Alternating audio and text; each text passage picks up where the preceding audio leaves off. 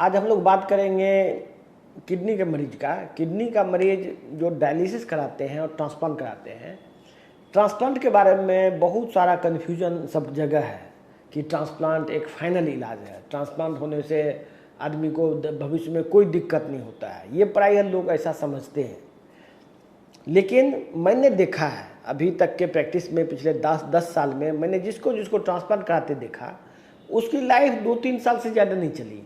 ऐसा बहुत कम ही लोग हैं जो ट्रांसप्लांट करा लिया कुछ लंबा समय से जिंदा है। ये टोटली लक की बात है कि किसी किसी आदमी का ट्रांसप्लांट चल जाता है।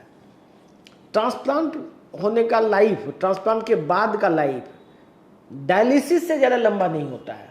बहुत सारे लोग ये समझते हैं कि डायलिसिस नहीं अब करा पाएंगे तो ट्रांसप्लांट करा लेंगे तो हम लंबा ज़िंदगी जी लेंगे। ये भी गलत है, क्योंकि जिस बीमारी से आप सफ़र कर रहे हैं, सपोज कि आपका किडनी खराब हो गया है। किडनी खराब होने का बहुत सारा वजह हो सकता है, ब्लड प्रेशर है, डायबिटीज़ है, SLE होता है, लूपस, सिस्टेमिक लूपस होता है, IgA नेफ्रोपैथी होता है और भी बहुत बीमारी होता है।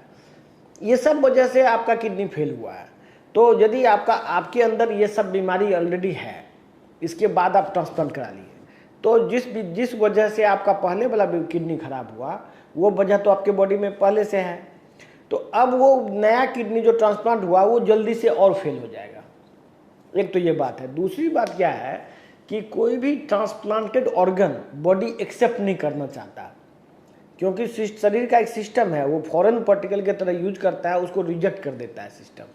यदि उसको रिजेक्ट कर देगा आपका बॉडी, तो आप कितनी भी मेहनत कर लें, आपका वो चीज़ चलने वाला नहीं है। दूसरी बात क्या है, किडनी ट्रांसप्लांट के बाद जो दवाई यूज होती है वो प्रायः इम्यूनोसप्रेसेंट होता है और कीमोथेरेपी ड्रग्स होता है।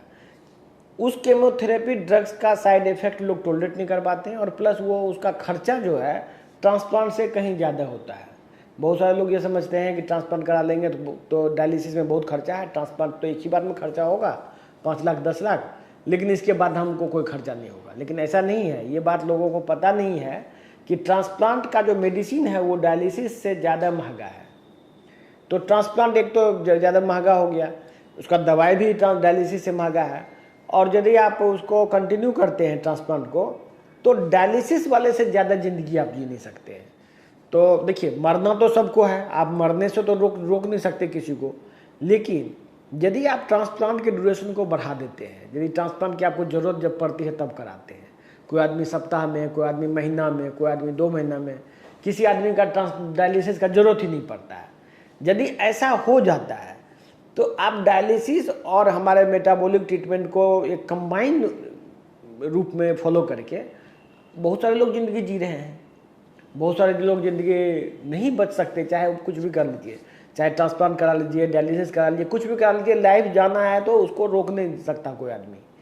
लेकिन उस लाइफ को सुखमय बनाया जा सकता है, लाइफ को बेहतर बनाया जा सकता है। डायलिसिस में क्या होता है कि आप डायलिसिस में के दौरान आपका ब्लड लॉस होता है, आपके अंदर का प्रोटीन लॉस होता है, आपका लीवर में जो बना हुआ प्रोटीन आपके अंदर है उसका लॉस है। उसके लॉस को रिप्लेनिश नहीं कर, मतलब आपका बॉडी वापस बना नहीं सकता। यदि आप सप्ताह में 1 बार भी डायलिसिस लेते हैं या 2 बार लेते हैं, तो आपका जो बॉडी से प्रोटीन लॉस होगा उतना प्रोटीन बॉडी बना नहीं सकता है। ऐसा कोई डायलिसिस नहीं है जिसको कि आप रिकवर कर पाएँ। डायलिसिस को रिकवर लोग नहीं कर सकता अपने बॉडी में प्रोटीन सिंथेसिस को बढ़ा के।